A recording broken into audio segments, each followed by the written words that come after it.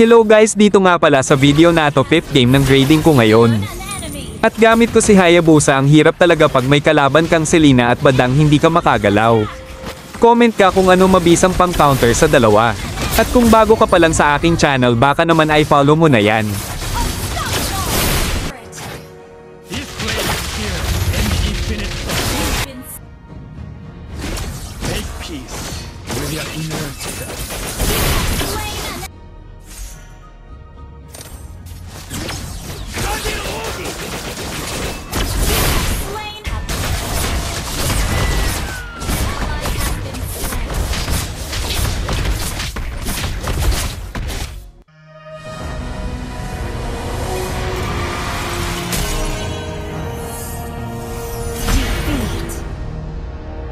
Hindi mahalaga ang magwagi.